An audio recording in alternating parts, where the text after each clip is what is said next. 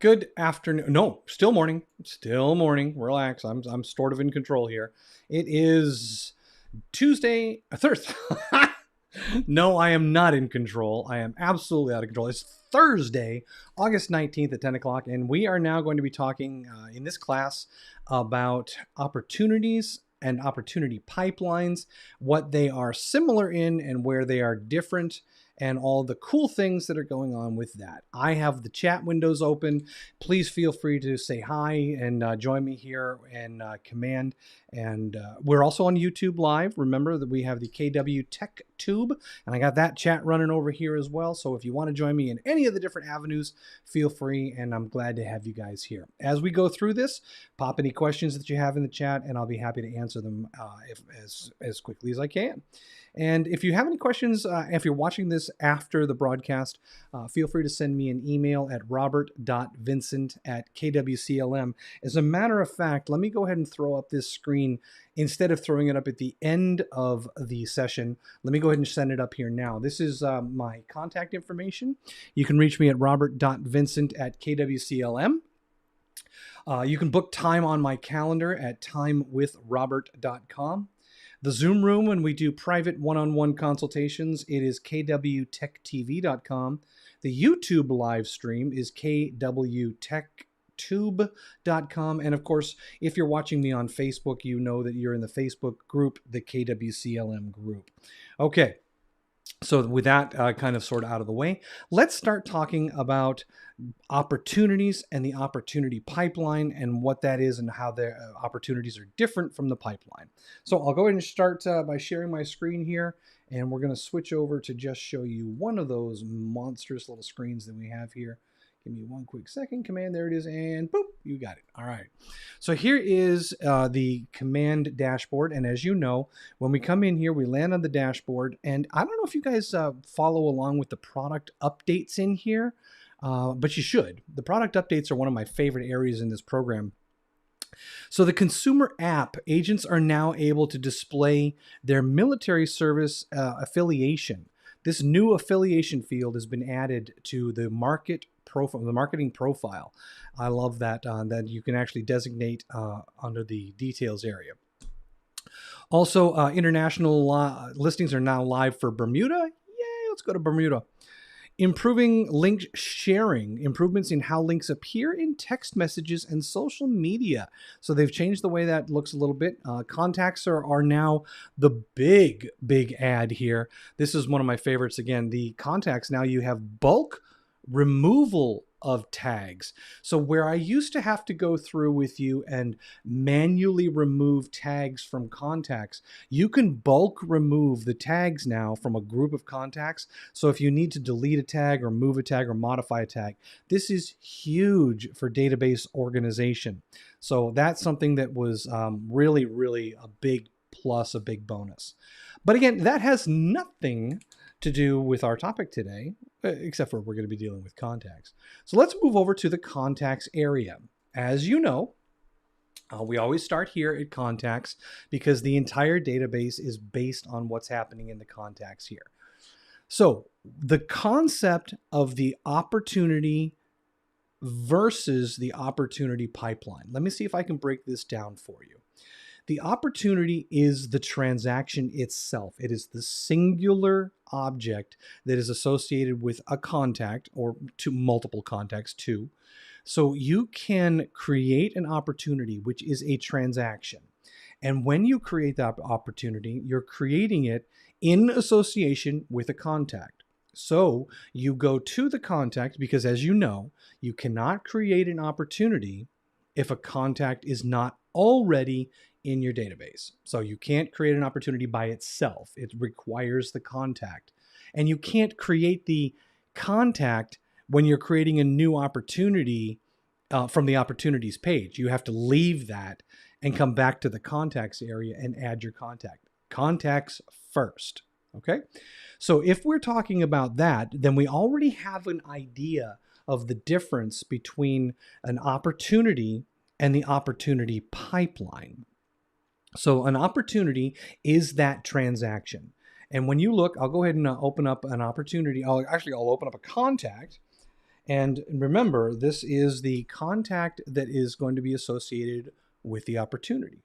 Contact, opportunity. So I'll go ahead and open up one of my contacts here.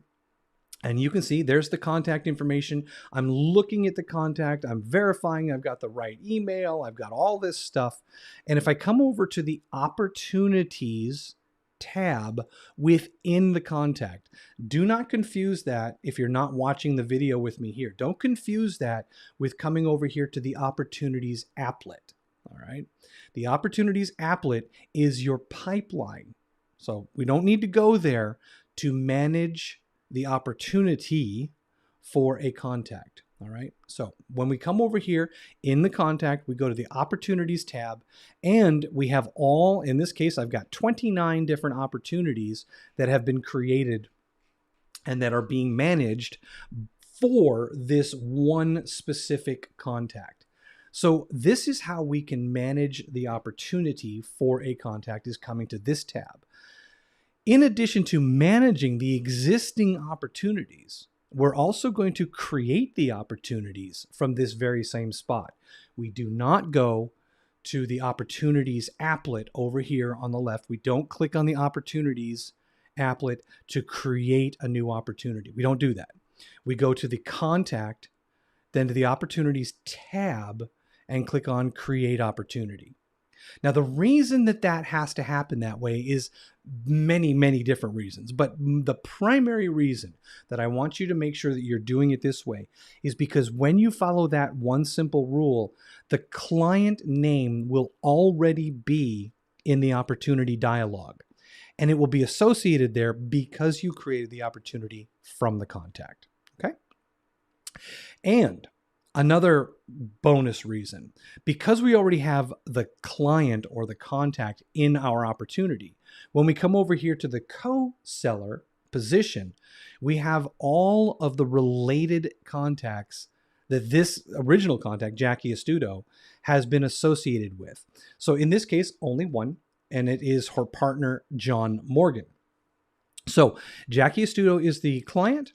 And then over here we have John Morgan. John Morgan is the co-seller, or can be the co-seller for this, because there is a related contacts. Now, yes, I can search for anybody in my database here. I could search for any other contact in my database and create them as the co-seller position. True.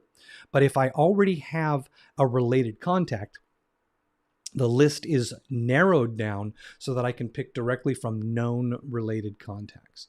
So this opportunity now is almost ready to be completed, or not completed, but created, I should say. So we have, of course, the opportunity type here that we can specify: buyer, listing, landlord, tenant, and all that. The default, by the way, is to show it as a listing. So always make sure that when you're creating a new opportunity, check it. Check this opportunity type to make sure that you're seeing whether it's a buying opportunity or a listing opportunity. It's very important to get that right, because you cannot modify the opportunity type after you've created it. So if you inadvertently create a listing when it should have been a buy or one of the other ones, then you won't be able to modify that. You'll have to essentially delete or close or archive that opportunity, because it's not going to be valid.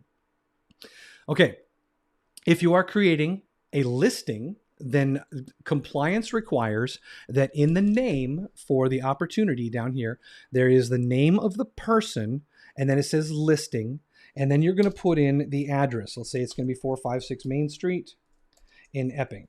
Okay, you are required to put that address in there. Notice that I have both the name of the client, Jackie Astudo, actually I have all three when you think about it. I have the name of the contact, I have the type of opportunity, which is listing, and I have the address of the listing itself in the opportunity name. Why? Okay, I'm going to show you how important that is, not only for compliance reasons, but how important it is for you to be able to work with these opportunities in bulk using your pipeline later. Okay. If you have the information about the estimated close date, maybe you're saying we're going to be closing somewhere, it's about a 90-day window. So let's say we're going to close around October 15th. You can put that in there. If you have the estimated list price, you can put that in there. Let's say it's going to be $450,000 or 4.5 million, whatever. And now you have the commission rate. This is a required field. So you have to put a commission rate in here. You can change the commission rate later. You can do that if necessary, but you can put your commission rate in here automatically. Now, at the very bottom of this opportunity creation screen is, where is this opportunity in your pipeline? So this is where we start to kind of cross over the line where we're talking about an individual opportunity for a person or a contact and managing our opportunities in the pipeline tool. So when you create an opportunity, the default is to put it in the very first phase, which is in this case, the cultivate phase. There are 3 phases. Technically there's 4, but there's only 3 that you can choose from here. The 4th phase that you cannot choose from this dialog is closed, which makes sense because if you're creating an opportunity and it's closed, you're way late in creating it. So you have cultivate, appointment, and active. Now the default again is to put it into the cultivate phase. And within that phase, the default stages are watch, nurture, and hot. So you may never use the pipeline. Some people don't use the pipeline. But if you are using your pipeline, then you want to select the correct phase and stage for your opportunity so that you know where this opportunity is in the big picture of your business. Okay? So I'm going to go ahead and leave it in cultivate and watch because I am just beginning. This contact is just in the first stages of this opportunity. So I'll go ahead and click create. So I click create and notice that we're still in the contact. We're still right here in the contact. And here at the very top of the screen on the right-hand side under opportunities is the date August 19th, which is today. And it shows me the first opportunity I created for this day. Now, if I create multiple opportunities for this same contact, say, for example, I'm doing a dual agency. So I'm acting as the buyer and the seller agent for them. And I have to create one opportunity for the listing and one opportunity for the buying. You do have to do that. Then I can immediately go here and create the second opportunity for the buy. And I can say that the buyer here, maybe we do already have an address. Okay. So let's say that address is going to be 987 South Street I'll keep it in Epping. So they're just moving locally. All right. And now we're estimating the close. Since we put the close date around the same as the other one, we'll go ahead and do that here. So August, September, October. We'll say it's going to be October 15th here. Now, don't use these dates as references because of your connection to them, or don't do that. Don't worry about that. Then the budget, let's say the budget is going to be 500 and the commission rate, again, going to be 3%. I'm just doing it for example. We have the opportunity phase and the stage again, and we can click on create. So now I have in green, the buying opportunity, and in red, the selling opportunity, the listing opportunity. Notice that the first opportunity created on this day is at the bottom of the list. So the more I add on this particular date, the more they're going to be just like the newest one is going to be on the top. So now that I've created those 2 opportunities, all right, so this is actually a really good example to understand what the pipeline is good for.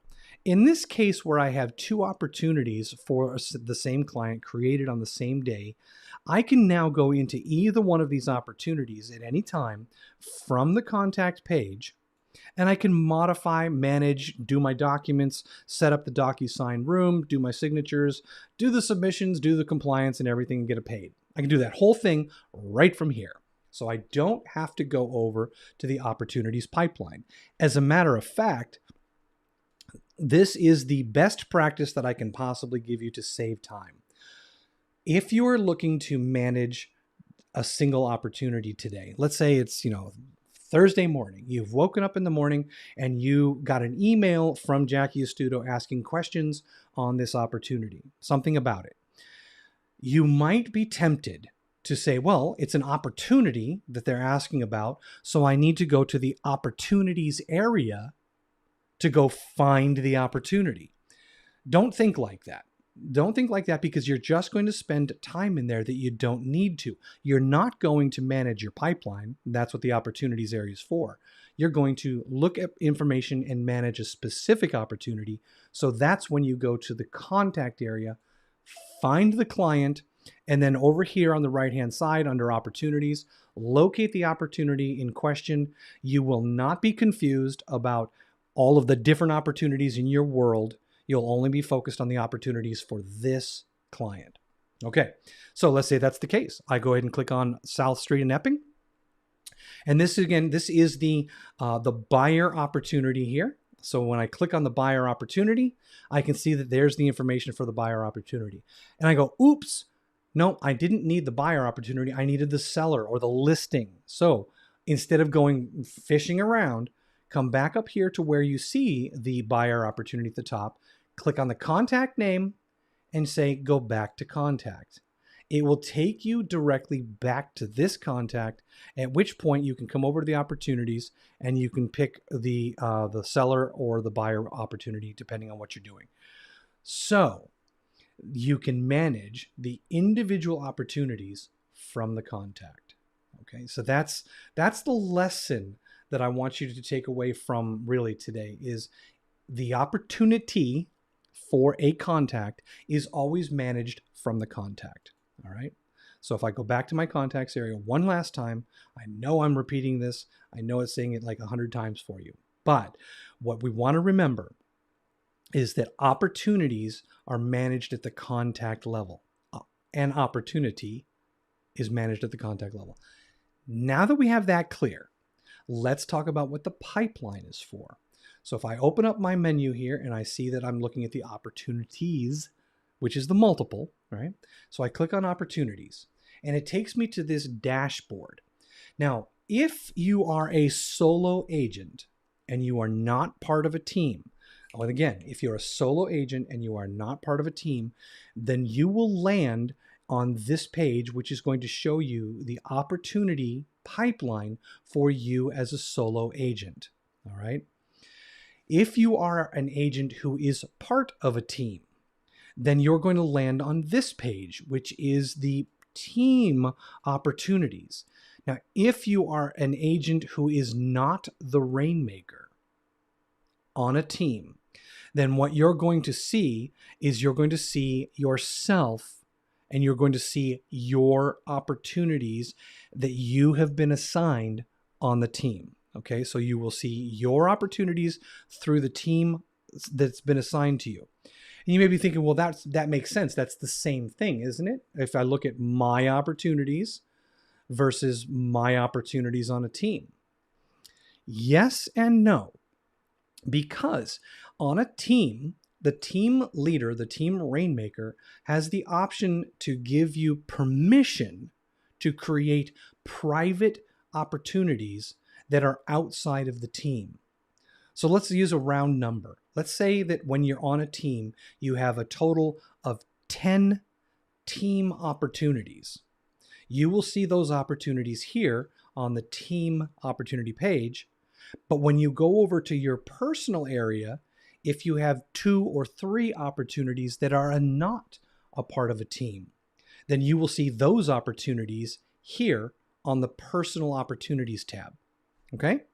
Now, I only bring that up in the introduction to this because I have a team that we've created to be able to teach and to talk to teams. So if you are a member of a team and you're looking at this, remember, if you're looking at the team page, that's all the team opportunities that you have been assigned. And if the team allows you to create opportunities outside of the team, you will find your personal opportunities here on your personal opportunities dashboard.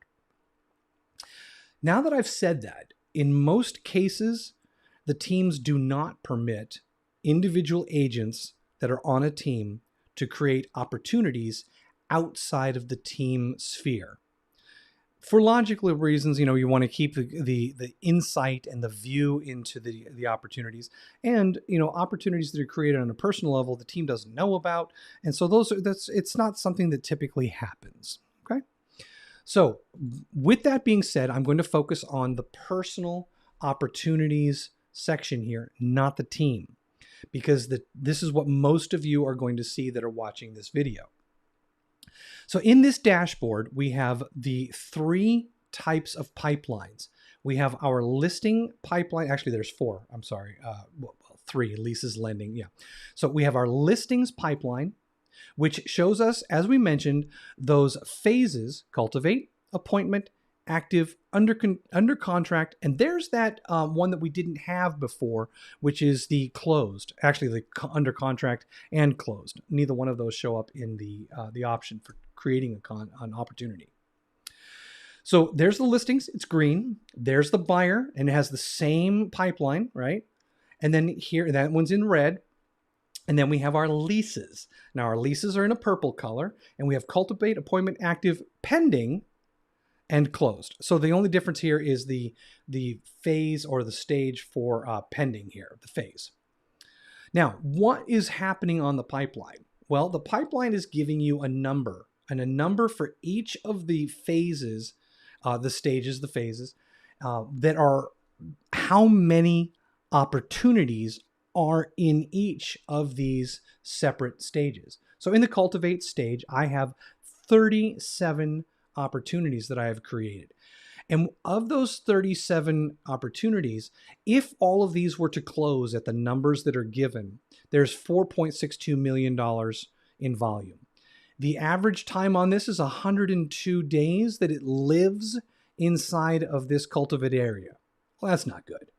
So I got 37 things that are sitting in cultivate that I haven't touched. Business management. Why are they still in cultivate? Why are they here? What's going on? Are they dead? Are they on hold? What's happening? That's the purpose of looking at this pipeline, is to see the state of your business. Notice I'm not talking about an individual opportunity yet. So in the appointment stage, I have 0. And in the active stage, I've got 9 for a volume of 1.76 and an average time of 104 days. Again, a pretty long time sitting in there. In this market, this is not happening. And my stuff is all just demonstrations. So this is kind of abnormal. So this is not your typical stuff. In the under contract stage, I have 2.89 million in volume, and 96 days is the average for the time in that stage. And then finally over here in closed, I have 0. And I'm going to talk about closed a little bit more in a moment so that you understand what's actually happening with the closed stage of your opportunities. It's a little bit different. It's a little bit of an anomaly there. Now, as the pipeline as a whole, if we look at the potential for all of the different stages, all of the different opportunities, the potential income into this is $277 million. And I'm sitting on that money because those are the things that are in my pipeline that have not closed. If they've become closed, or as they've moved towards closed, then that potential becomes probable. So closed indicates that the money is there. So probable is going to take you all the way through under contract. So probable income based on the stages that things are at is 124 million. Adjusted commission based on each of the stages' probability to close. Well, how does the system know the probability? You tell it. You tell it the probability by saying it is moving through the pipeline. Let's think of it as a real pipe. If you've got a pipe that's clogged up at the beginning of the pipe, the probability that water comes out the other end is very low. But the potential of the amount of water coming out the end is very high. So if everything's clogged up here, your potential is low, but the probability is high. Potential is high, the probability is low. As things move across the pipeline, then the potential gets better and better, and the probability of achieving that gets higher and higher. Okay, so what are the percentages? So let's take a look at just the listings pipeline for a moment. Just the listings. We're not going to talk about the other ones, just the listings.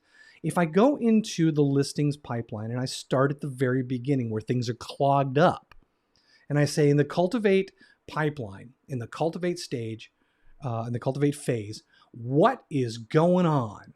Okay, so I have 32 contracts, or 32 opportunities, I should say, that are sitting, and that means that I've got about a 5% chance of these things closing. So right in the very title of each of the stages within the phase, it says the watch phase has 32, and that 32 equals about 5% of your probable income. Every time you move something through the pipeline, and you move it through the stages and through the phases, you increase the probability. So the 5% that was in watch, if I bring this this opportunity into nurture, that money goes into 7% probability. It gets higher as I go. So now they're in the hot. I'm real close to getting them on the signature line, and we are hot now, and that's 10% probability. Those are the 3 stages within the cultivate phase. So that's all cultivation. We haven't really moved to the appointment stage or phase or stages. Now, if I'm sitting with Jackie and I've got a phone call and she says, you know what? All right, I'm pretty sure we're going to go ahead and do this. Let's get you into the appointment. So you come up here and you just drag that opportunity. And when the appointment stage there, or the appointment phase, turns blue, you can drop Jackie onto that appointment. And now you've moved that opportunity into the appointment stage, or the appointment phase, and now you're in scheduling. So they said, let's get together and let's talk about an appointment. And you said, great. How does 2 o'clock on Friday sound? So right now, without an appointment, you're at 10% probability. Look what happens when Jackie says, yes, 2 o'clock on Friday, whatever. 2 o'clock on Friday is good. Perfect. You move that opportunity into the scheduled. That has now gone up from 10 to 20% in probability, just because you scheduled the appointment.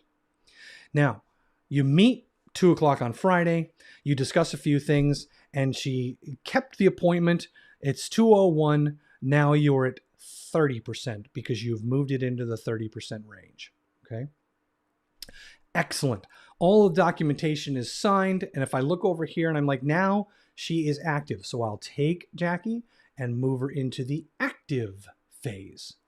And in the active phase here, I'll go and switch over to that. And you can see that it will drop Jackie into the staging.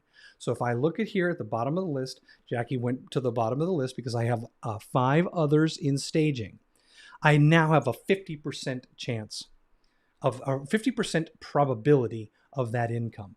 Let's take a look back for a moment. If I go back to my pipeline itself, we had 117 or something like that. Now we're up to 128. We're up to 128 in probability now. So that thing is in the active stage and it's under this staging. And now, okay, we've done the staging. Now we're into the showing. So we're actually doing showings. Excellent. We're at 70% now. We've jumped from 50 to 70%. And at this point, we're looking at that going, all right, we're going to get a buyer. We're going to get a buyer for this listing. And now we're into negotiations. We've got somebody and we're at 80%.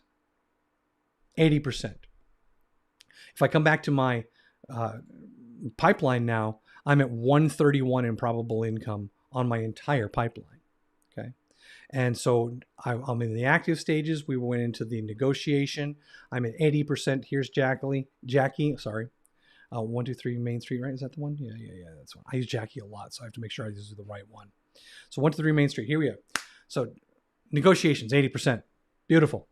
So now if I am at this point after negotiations, the legacy tag is for when you move things back and forth between teams and personal. So we'll talk about that another time, specifically for teams.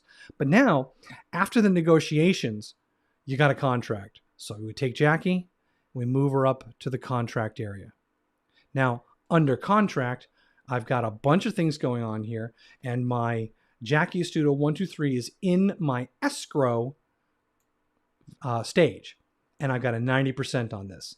So it's going to stay at 90% for the escrow, the inspections, the appraisal, the financing, and of course, down at the very bottom, it's going to be the clear to close. All right. So those are all sitting at 90%. So at this time, what you're doing is you're just moving this object or this opportunity through the pipeline. So, okay, so we've finished escrow. As a matter of fact, not only did we finish escrow, the inspections are done, the appraisal is done, we're on to financing. So I can drag this into financing now. So again, still at 90%. So at that 90%, that 9,600 is coming real close to fruition. Let's go back to the opportunity pipeline. We're at 132,280 because we're at 90%. All right. So we're in the under contract. We are in the financing stages for this, and everything's looking good. As a matter of fact, I think we're going to go ahead and put this in the clear to close, and we're ready to go. So I'll drop that in clear to close. All right. Everything's looking good. Remember, we're managing the pipeline here. We are not managing the opportunity. That's a key differentiation here. I haven't once in this entire little sequence of events gone into the opportunity to look at documents, to manage the opportunity itself. I am managing my business with the pipeline. Okay, so my business is telling me that Jackie Studio is in the clear to close. Not where are the documents, not where's the phone numbers, nothing like that. It's just in the under contract clear to close. Now that close date was 90 days in the future, but what we can do is let me rephrase that so that the next step becomes clear. The estimated close date for this was in September or October, I think, October 15th. Now that we have reached this clear to close, we have a close date. We have now received a close date. We are no longer estimating, we're actually setting a date. So when we take this opportunity now and we say that we are closing this opportunity, when I drag it up and I place it over top of the closed, the system goes, well, if you're closing, what's the date of the closing? So here I can say that the closing date is, maybe it's going to be Monday the 15th. Okay. Clearly, this is earlier than the 90 days, but for my example, for my purposes, this gives you an understanding of how this works. Because we are saying that it is no longer in clear to close, we have actually got a closing date, and the closing date is on the 15th. Confirm closing date, and this opportunity is no longer in the pipeline in all of the phases and stages here. It's now over here in closed. And in closed, guess what? 100% probability. Makes sense. You're sitting at a table on Monday morning. That's how the pipeline works, okay?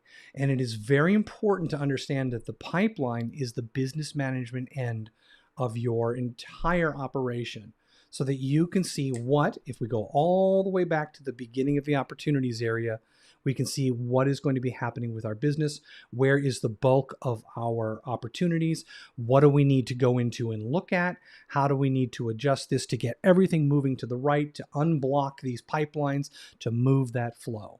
All right. The same exact process happens in the buyers and in the leases. The only difference is that in the buyers and the leases, as you move through, some of the names of the stages, the default names, change a little bit. But the process is exactly the same. How well are we doing with the cultivating of this buyer, this appointment, the active, the under contract, the closed? Identical in every way. So with that knowledge, there is always going to be something moving through the pipeline.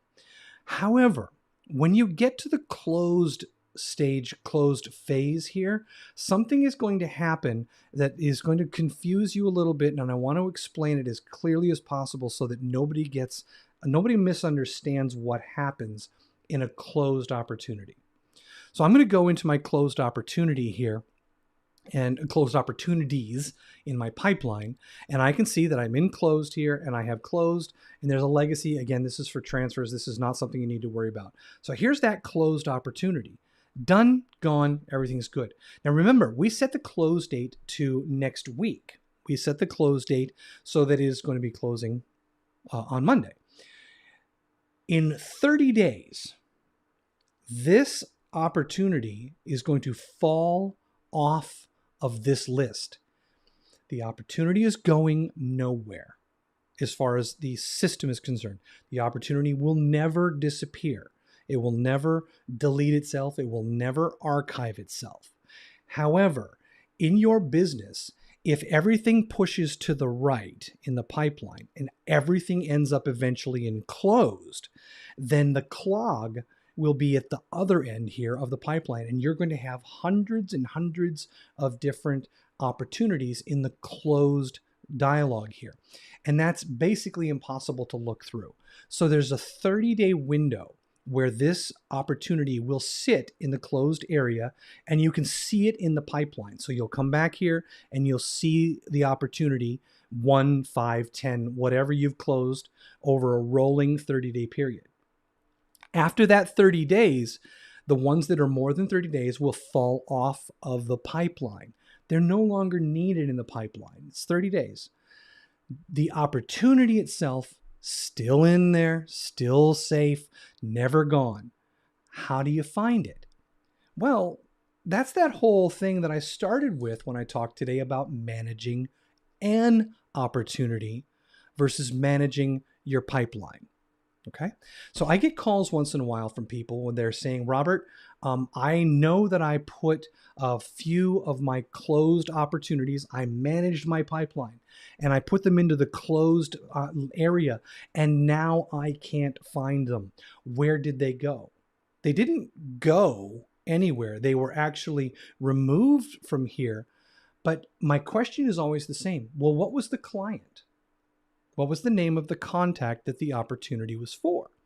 And they say, well, the name was Jackie Astuto. Okay, so let's open up your contacts area. And in the contacts area, let's search for Jackie Astuto.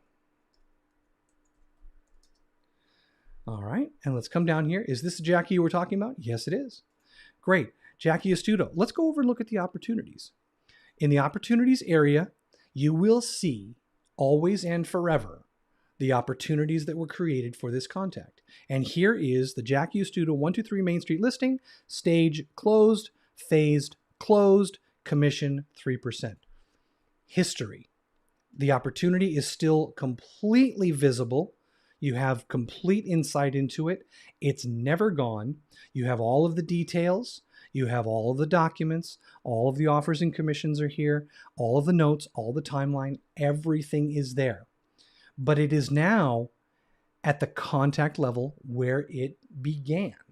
It began its life there. It went through the pipeline. You managed it from here, and you viewed it in the pipeline in relation to your business, but you managed it from here. And at that point, when it was finished, 30 days later, it still lives here. Okay? As a matter of fact, the ones that are in the watch and cultivate that are still active, they're here as well.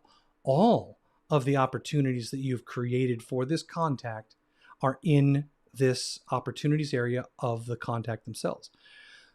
So that brings the question, why do people go, and I'll go back to the opportunities area, why would you go to the opportunities area and look in your opportunities and be fishing through the different layers of your opportunities to find one of the opportunities that you want to manage right now? So again, what we're looking at here is we're not looking at the individual opportunities details. We're looking at where they are in the pipeline. So when we're looking at this, we're not really trying to find a specific document or upload a document or do something inside the opportunity. Can you? Yes. You can click on the name of the opportunity and you can go into the opportunity. Absolutely. But the busier you get, the less time you'll want to spend in here to find something. That makes sense? So with that said, What do people come in here for? Well, you can come to the opportunities dashboard is the word I'm looking for. You can come to the opportunities dashboard, and here on the all opportunities page of that dashboard, I'll take the filters off so that you can see all of my opportunities. Again, at a business management level, you can come to this page and you can see by type what opportunities you have, by buyer, by landlord, by listing. You can look at what's going on in the big picture to see where your phases are: active, appointment, closed, cultivate. Oh, and by the way, here are 5 different opportunities that are closed. The one that we just did a few moments ago, which was for the Jackie Astuto there, for one. Again, I should probably start using different names. But remember, we only had one in the closing area because it was less than 30 days old. Here are the rest of them that are closed, that are not in the closed stage or phase in the actual big window there, but they're in the opportunities list. They're closed, but they're too old to be shown. And again, we have the cultivate here. We can also look at volume. So we can look at our volume, we can look at our commission, and we can sort by 0 to low to high. And because none of my actual transactions, because these are all just examples, none of them have actually been done, I don't have any commissions. So I'm not doing too well in the commission department. We can also look at by closed date. So I can sort them by closed date. Let me go the other direction so you can see them at the top of the screen. So here's my closed dates. And I can also look at them by tags. And I can also view and, if necessary, archive these different opportunities. We're not looking at the individual opportunity yet, are we? We still haven't looked at the single individual opportunity. Mainly because there's a couple of things about this that will make it difficult to find your opportunities if you have not completed all the information within the opportunity before coming here. And the example is right in front of us. We have an opportunity, and then we have an address. The opportunity that you see here in the green is the name that you gave to the opportunity. Okay, it makes sense? This is the name you gave to the opportunity. If you go over here, the address is the address that you added inside of the opportunity. And I'm going to show you exactly what that looks like. Let's go ahead and open up Tony Vincent listing where we see no address. We know that it's a listing. We can see that by the type. We see the name of the opportunity, but no address. Let's open it up. Here is the listing. There is no listing selected for this opportunity. And in the property address, there is no address. This is why this field, address field, is empty when we look. And let me clear all of these things for now so that doesn't do it. Come back, Tony Vincent. So we don't see an address. We don't see it because there is no address in the actual opportunity, but there might be in the name. We'll go ahead and look at that again. And it looks like, no, the address is not in the name. So we have listing with no address. Compliance doesn't like that. We have no actual listing selected, and we have no property. So if I'm trying to find Tony Vincent's listing, oh wow, I've got to set as default. All opportunities, here we go. If I try to find Tony Vincent's listing by an address, which I haven't even added, maybe that's supposed to be 123 Main Street, I'm not going to be able to search for that address for Tony Vincent because it's not only not in the name, it's also not in the address itself. This search bar searches literally the field that is selected. So in the case of an address, well, let's do this. I'll even prove it. I'll even show you how this works. I'm going to edit the name of this opportunity to say that this is going to be 9000 Beverly Hills Road. Okay, or actually I think it's a drive, Beverly Hills Drive.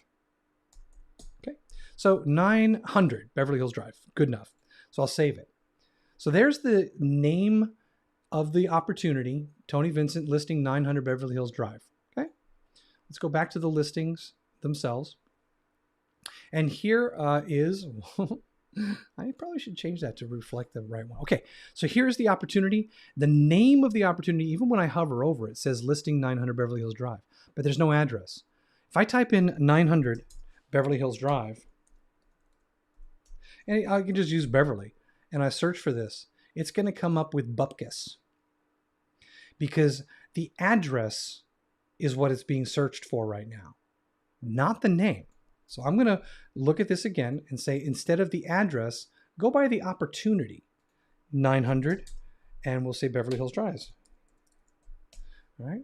And now, because the name of the opportunity has an address in it, I'm able to find it.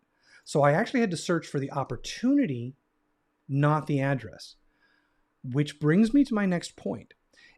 Although we ask you to put the address in the title, if it is a listing, then you're going to need to get the listing and add it in. So I'm going to go ahead here and I'm going to see, just out of curiosity.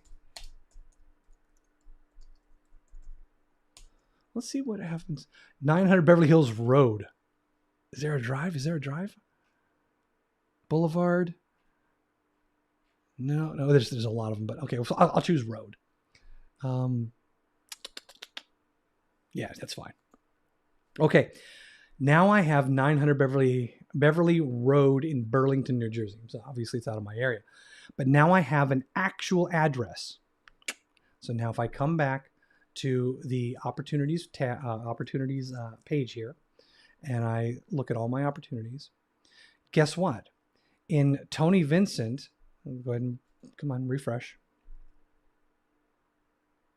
Come on. I know I've got you in suspense.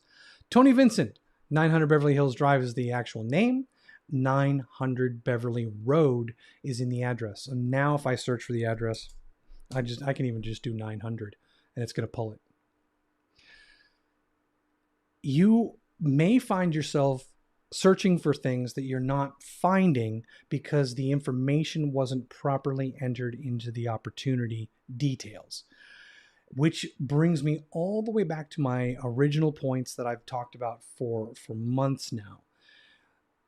The more information you're able to add as you build your opportunities and your contacts, the more accurate the information will be moving forward into the entire process, and the easier it will be for you to find, thus reducing the amount of stress, reducing the amount of work that you have to do, reducing the amount of things you have to remember about each of these opportunities and each of your contacts.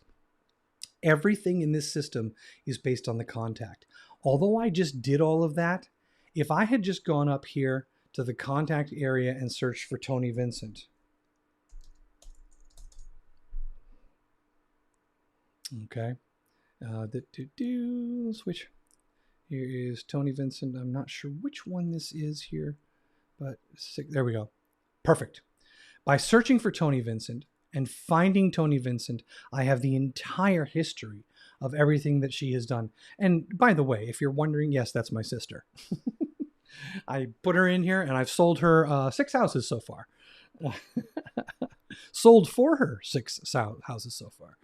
But apparently I'm not making very much money because my commissions have all been 0. The contact is the history. Go to the contact to find the opportunity. Go to the opportunities pipeline to manage your business. And I could kind of mic drop it right there, because go to the contact to manage the opportunity. Go to the opportunities area to manage your business.